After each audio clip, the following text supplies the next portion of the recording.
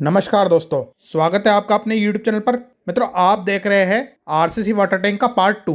इससे पहले हमने पार्ट 1 बनाया था। अगर आपने वह नहीं देखा है तो कृपया उसे देख लीजिए। और यदि आप सारे चारों पार्ट एक साथ देखना चाहते हैं तो उस पर भी हमारी एक वीडियो है जो कि 32.5 मिनट की है। आप चाहे तो चारों पार्ट वहां पर एक साथ उस वीडियो में देख सकते हैं। तो चलिए दोस्तों, शुरू करते हैं पार्ट 2।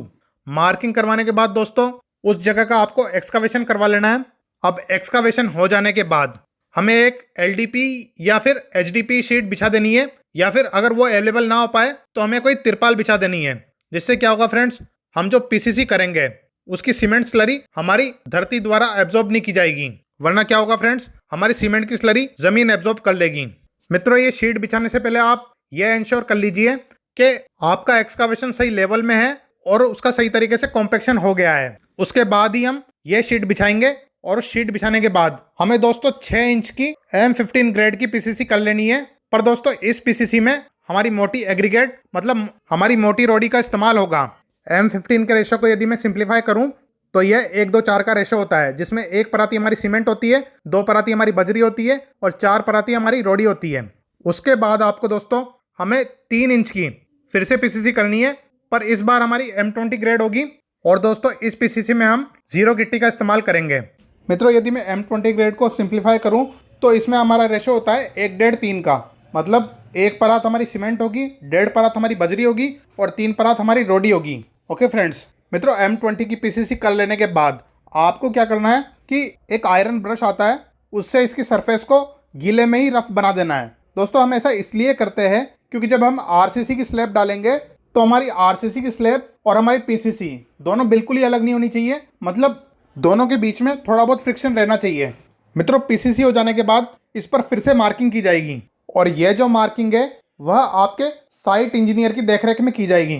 मित्रों, मार्किंग करने के बाद हमारी अगली स्टेप आती है बार्स की कटिंग, जो कि एज पर ड्राइंग की जाएगी। मित्रों, वैसे तो आरसीसी का एग्जीक्यूशन आपका इंजीनियर करवाएगा, पर फिर भी मैं आपको स्टील बार्स के बारे में थोड़ी बहुत डिटेल्स बता देता हूँ ताकि आप लोग भी सावधानी रख सकें कि आपका वाटर टैंक सही तरीके से बन रहा है या नहीं। तो मित्रों, हमारी पहली सावधानी है कवर ब्लॉक। जी हाँ दोस्तों, आपको ये इंश्योर करना है कि जो कवर ब्लॉक इस्तेमाल किए जा रहे हैं वह प्रॉपर क्वालिटी के हो और जिस ग्रेड में हम ढलाई कराने वाले हैं उसी ग्रेड के कवर ब्लॉक होने चाहिए। अन्यथा क्या होगा फ्रेंड्स, मान लीजिए आप M25 की कंक्रीट इस्तेमाल करना चाहते हैं, पर अगर आपका कवर ब्लॉक M20 का ही है तो हमारे मटेरियल में डिफरेंस आ जाएगा और जो कवर ब्लॉक है वह आरसीसी के साथ मैच नहीं हो पाएगा। इस कारण स्ट्रेंथ में बहुत नेगेटिव असर पड़ता है। तो इसलिए दोस्तों आपके ड्राइंग में जो ग्रेड मेंशन हो, जैसे सपोज कीजिए M25 मेंशन है तो आपको कंक्रीट कवर भी M25 के ही इस्तेमाल करने हैं। प्लस आपको जो कंक्रीट कवर इस्तेमाल करने हैं वह बहुत ही ज़्यादा अच्छी क्वालिटी के होने चाहिए। ऐसा ना हो कि आप कुछ टूटे फूटे या थोड़ी लो क्वालिटी के कवर ब्लॉक ले आए और उन्हें इस्तेमाल करें।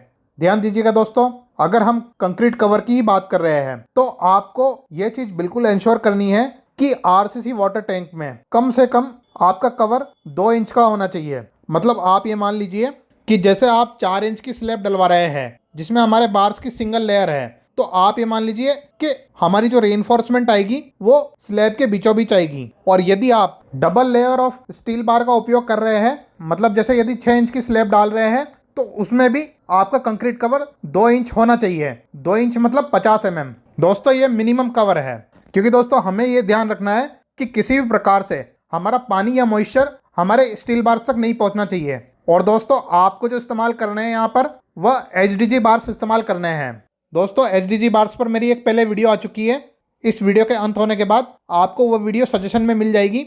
अगर आपको HDG बार के बारे में जानना है कि हमें इससे इस्तेमाल क्यों करना चाहिए, ये क्या होते हैं, तो आप उस वीडियो को देख सकते हैं, पर वीडियो खत्म होने के बाद जाइएगा। मित्रों, यदि हम ग्रेड की बात करें कि आपको मिनिमम ग्रेड ऑफ कंक्रीट कौन सा इस्तेमाल करना है, तो वैसे तो आपको कई जगह M20 दिखेगा, मतलब 1-1.5-3 का रेशो। पर दोस्तों मैं आपको सलाह दूंगा कि आप कम से कम M25 का रेशो इस्तेमाल कीजिए। मित्रों, ये कम से कम है और फिर जो आपकी ड्राइंग में मेंशन हो आप उसे ज़्यादा फॉलो कीजिए। अगर मैं M25 को सिंप्लीफाई करूं तो इसका अर्थ होता है 1-1-2 का रेशो। मतलब एक परात हमारी सीमेंट आएगी, इसमें एक परात बजरी आएगी और 2 परात एग्रीगेट की आएगी। मित्रों, यदि इन 2 परात में आप यदि 0 गिट्टी और हमारी मोटी गिट्टी का बराबर का रेशो रखते हैं तो आपको बहुत अच्छे रिजल्ट देखने को मिलेंगे। आप चाहे तो मोटी गिट्टी का रेशो आप 60% से लेकर 75% तक रख सकते हैं, पर मेरी आपको सलाह रहेगी कि पूरी तरह मोटी गिट्टी से ढलाई ना करें। उसमें फाइन एग्रीगेट, जो कि हमारी जीरो गिट्टी के नाम से जानी जाती है, उसका भी इस्तेमाल करें। इससे आपकी आरसीसी की सघनता बहुत अच्छी होगी और स्ट्रेंथ भी बहुत अच्छी खासी निकल कर आएगी। एक्चुअली में जो हमारे वॉइड्स बच जाते हैं उसको हमारी फाइन एग्रीगेट फिल कर देती है। अब दोस्तों यदि हम बात करें कि आपको कितने mm के बार्स उपयोग करने हैं, तो दोस्तों वैसे तो ये टोटली आपकी ड्राइंग पर डिपेंड होगा, पर फिर भी मैं आपको बता दूं कि कई जगह आपको ऐसा लिखा मिल जाएगा कि आप 10 mm का मेन बार और 8 mm का डिस्ट्रीब्यूशन बार लगा सकते हैं। पर मेरी सलाह माने तो कम से कम 12 mm का मेन बार और 10 mm का डिस्ट्रीब्यूशन बार लगाइए, क्योंकि दोस्तों ये कोई नॉर्मल स्लैब नहीं है, इस पर बहुत ज़्यादा लोड आने वाला है। तो कम से कम आप 12 mm का मेन बार और 10 mm का डिस्ट्रीब्यूशन बार जरूर लगाएं।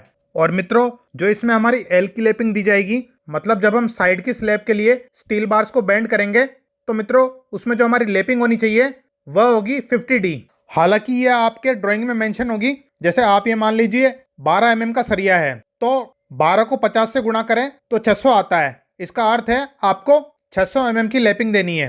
मित्रों मैं ये सब इसलिए बता रहा हूँ क्योंकि हमारे एक सब्सक्राइबर ने बहुत सारे क्वेश्चन पूछे थे, तो मैं बारी बारी करके उनका आंसर दे रहा हूँ। उनका अगला क्वेश्चन था कि क्या हम एक दिन में जो स्लैब की कास्टिंग है वो कर सकते हैं क्या। तो मित्रों मैं आपको बता दूं कि एक दिन में आप यदि हाइट की बात की जाए तो मैक्सिमम 1.5 मीटर तक कंक्रीट की कास्टिंग कर सकते हैं। यदि आप 1.5 मीटर से भी ऊपर कास्टिंग करते हैं तो उसमें हमारे सेग्रीगेशन का खतरा रहता है। मतलब हो सकता है आपकी सीमेंट स्लरी और एग्रीगेट दोनों अलग अलग हो जाए।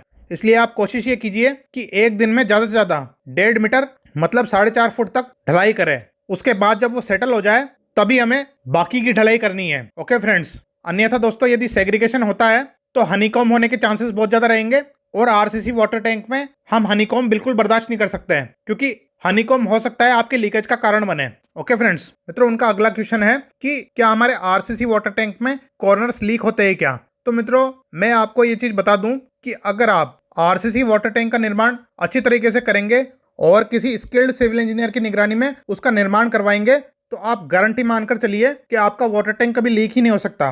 क्योंकि दोस्तों ऐसा तभी होता है जब आप कोई अनस्किल्ड आदमी के भरोसे वाटर टैंक को छोड़ देते हैं। अगर आप एज पर ड्राइंग आपका वाटर टैंक बनाएंगे और सारी स्टेप्स को फॉलो करेंगे तो आपका वाटर टैंक कभी लीक नहीं होगा। तो मित्रों इस पार्ट को इसी के साथ यहीं समाप्त करते हैं। वीडियो के अंत में आपको अगले पार्ट का सजेशन मिल जाएगा, आप यहां से भी वीडियो का तीसरा भाग देख सकते हैं। और मित्रों यदि इस वीडियो से जुड़ा कोई भी सवाल आपके मन में हो तो कमेंट सेक्शन में उसे जरूर पूछें, और यदि वीडियो पसंद आई हो तो एक लाइक जरूर करें। तो दोस्तों मिलते हैं इस वीडियो के तीसरे भाग में, तब तक के लिए जय हिंद, वंदे मातरम।